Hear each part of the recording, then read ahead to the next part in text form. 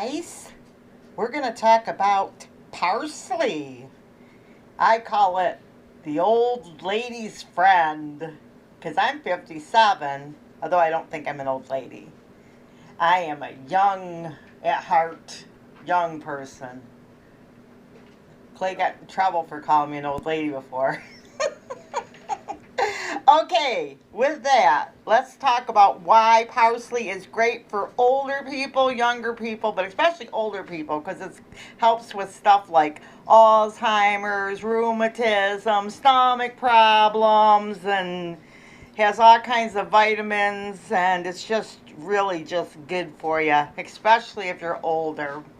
Now, this packet of seeds, I got at the Dollar General for like 2 cents a seed, and I got it after the season was over. So if you're into seeds, you know, I didn't get it lately, I got it a while back, but sometimes after the season, if you keep your eyes open, Dollar General's trying to just unload their stuff.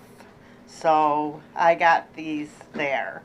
Usually we buy better seeds, but I don't know if they're better or worse. But here's a few things that I'm going to talk to you about parsley. Okay, I'm kind of making an inside garden because I just can't wait to get into the greenhouse and get outside. So I'm going to grow some herbs and different things and kind of just experiment a little bit. Parsley, a lot of people feel like it's hard to grow. It just is one of those seeds, but if you soak it in water 24 hours ahead, and don't plant it too deep because smaller seeds shouldn't go down in the dirt as far as larger seeds.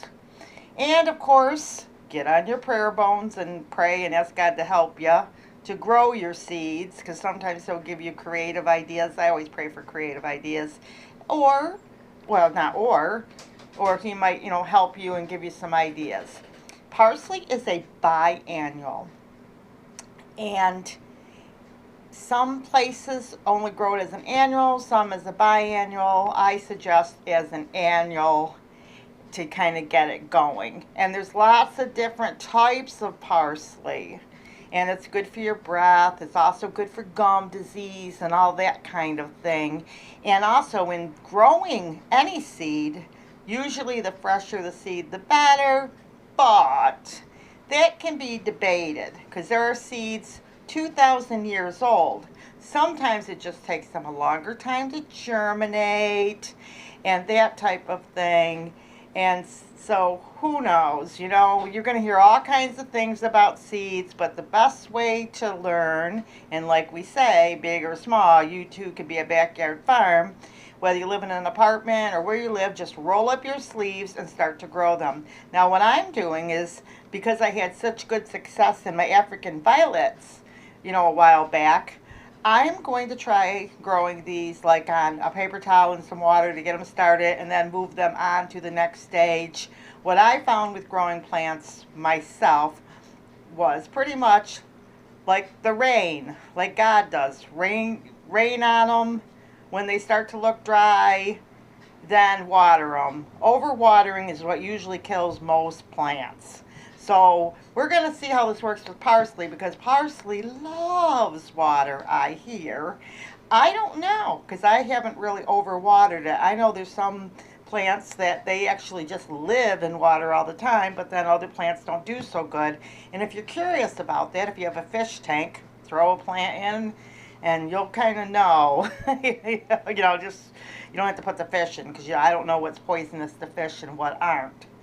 So if you have parsley and you clip it off after you grow it, you can just put it in like a little bit of water and put a baggie over it and keep it like that. If you're going to put it in the freezer, you might want to grind it up, put it in ice cube trays, and then stick it in your freezer. And it's really good in soups because you don't need as much salt if you use parsley. So if you're concerned about your salt intake, you might want to see how parsley works for you. But a lot of people like them in soups. And when you grow them outside, I don't know why, but they say to grow them near asparagus and corn and that type of thing. So I don't know. You can eat the root on some parsleys. But I do believe, I have heard through the grapevine, that if you see wild parsley outside, don't indulge because it could be poisonous. So be very careful. I never eat anything outside that I personally have not grown. I've heard several plants like that are like the mock one, and unless I grow it myself, I do not eat it. Now my husband, he'll go outside, pick up something, and he'll eat it. But I'm the city girl, so I'm not so quick to do that because I've had my fun with allergies in the past, and so I'm not so quick to just grab something and eat it. And I'll just say that there. When you deadhead parsley, you can just kind of pinch off the top and shake the seeds, and they will produce thousands of seeds for you if you can get them to seed and get to that point and all that type of thing. I think they're so beautiful that I don't even want to grow flowers and stuff anymore. I do. But I think vegetables make beautiful house plants even, and beautiful plants for your front porch. I mean, wouldn't it be nice to have a big bouquet of fresh parsley on your front porch, and anytime you want to freshen your breath or feel fresh, just pinch off a little bit. It is in the dill family too, just so you know when you're doing your gardening that you want to know that it's in the dill family, and it takes 3 months to harvest. So you're going to want to start your dill inside if you can, or in your greenhouse, because it will not come to fruitation until 3 months. It also detoxes your body. It's good for, like I said, gum disease, and it just does a lot of nice things. If you want to grow it in dirt and not in water, just lightly cover it over with dirt. Sometimes, especially, I learned different things through my adventure in gardening. I mean, I can remember being in my, I always say my ex-rex, and my, my other marriage, I'll put it this way.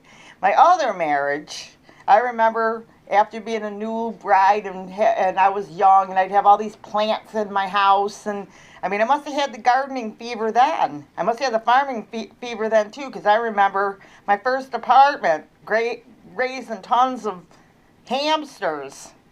So it must have been in my heart.